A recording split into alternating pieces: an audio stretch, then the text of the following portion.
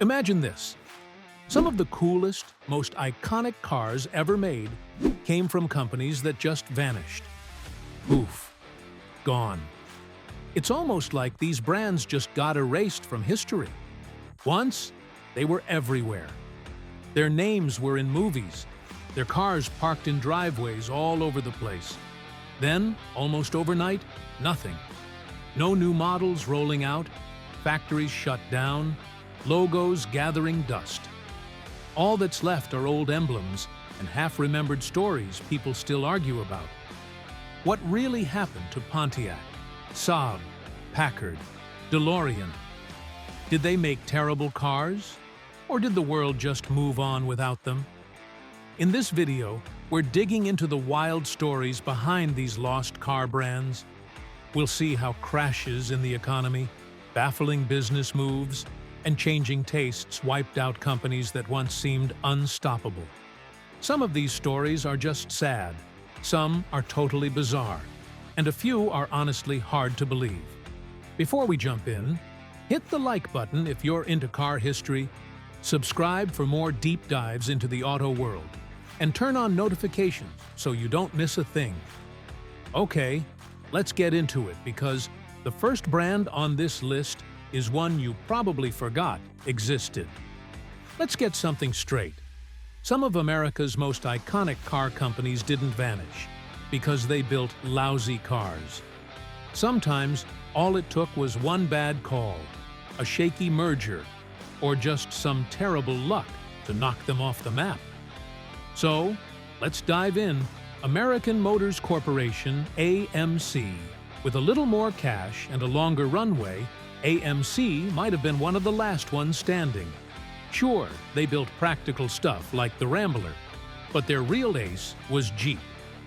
Jeep wasn't just a car, it was a statement. But AMC? They were a minnow swimming with sharks like Ford and GM. When the competition heated up and bills piled higher, AMC just couldn't keep up. Cars were junk, but because the company was just too small to go it alone. Hudson. Once upon a time, Hudson was a big deal. Fast, well-built cars, always pushing the envelope. Then the industry shifted. The giants cranked out cars faster and cheaper. Hudson tried to keep pace, but the numbers didn't add up. They couldn't scale up, so they merged with Nash. And just like that, the Hudson name started to slip away. A brand that once ruled racetracks and highways became just another memory. Nash actually saw the future coming. They cared about fuel efficiency, comfort, even early safety features. But smarts only get you so far. Like Hudson, Nash got squeezed as the industry consolidated. Staying independent would have been a death sentence anyway. So, Nash and Hudson joined forces to form AMC. Nash's DNA stuck around, but its name faded out. Kaiser Frazer showed up right after World War II, serving up fresh designs when Americans were desperate for new wheels. For a hot second, they looked like contenders, but the big guys roared back. With a stronger dealer network and deeper pockets, Kaiser Frazer might have stuck around.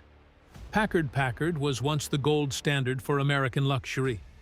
Even presidents rode in them. But luxury depends on good times.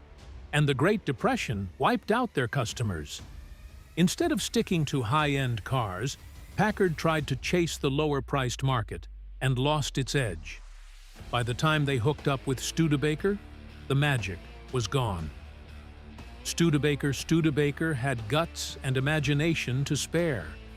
Their designs still stopped people in their tracks.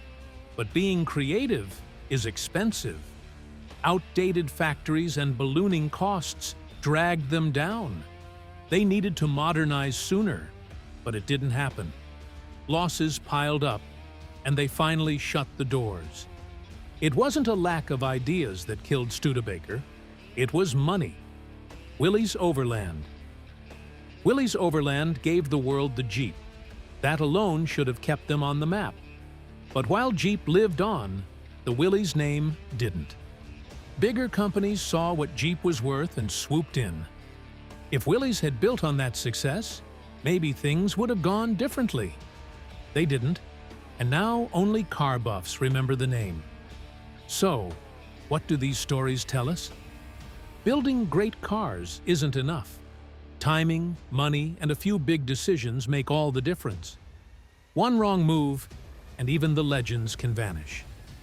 Pontiac was all about excitement. Loud, brash, built for people who wanted speed without the price tag of luxury. The GTO turned it into a legend.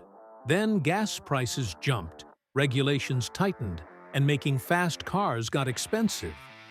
Oldsmobile used to lead the way. Automatic transmissions? They brought them to everyone. For decades, it fit right between Chevrolet and Cadillac. But brands need a clear purpose. Oldsmobile lost its identity. Younger buyers ignored it. Older fans drifted away.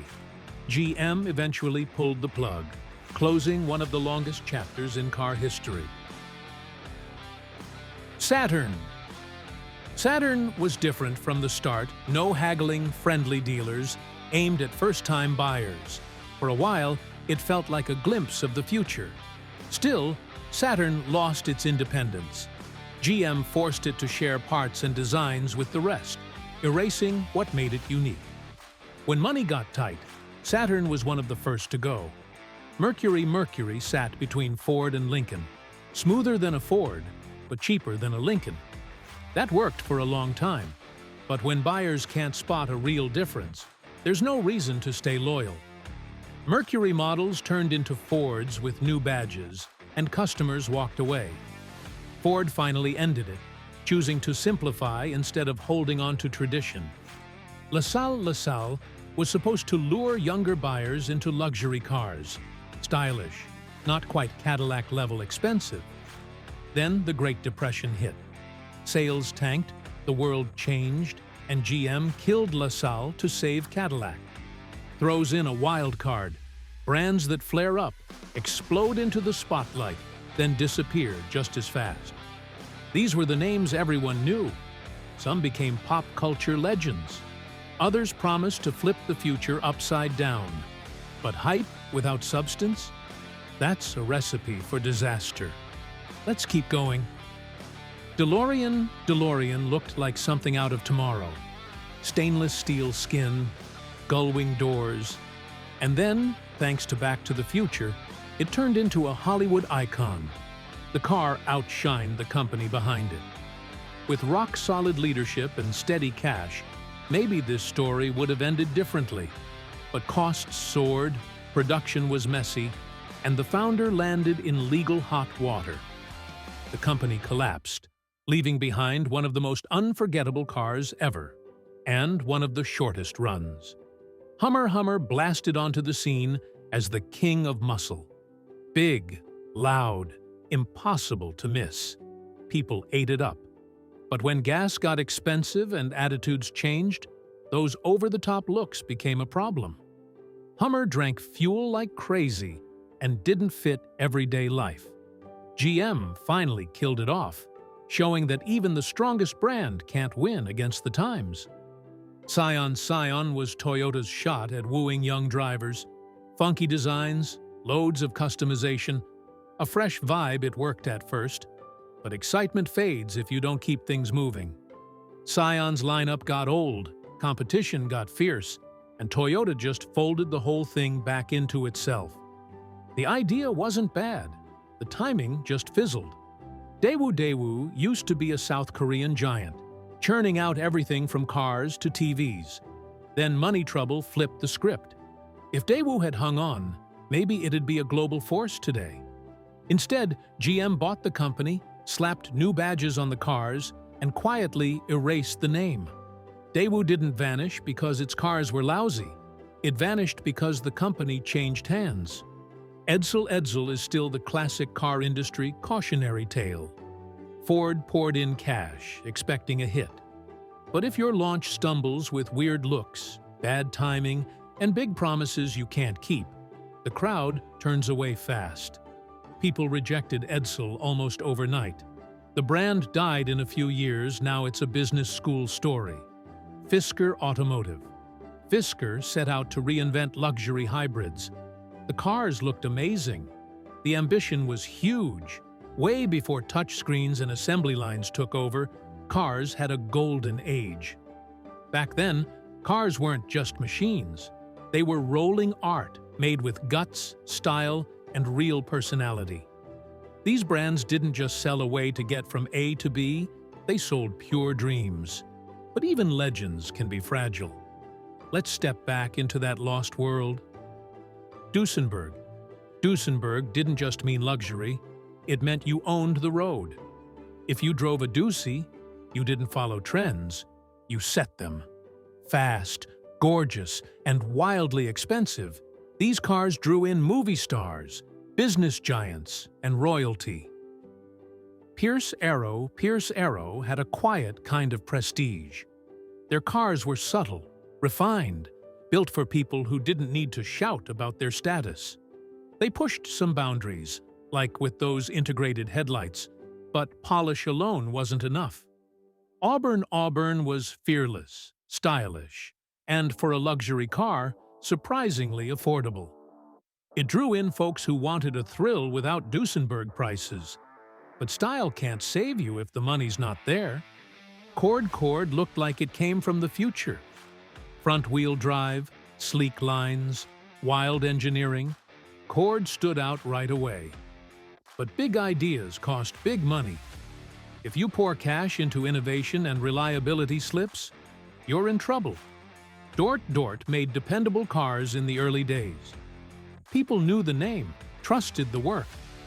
But when the auto industry exploded, smaller builders like Dort got swallowed up.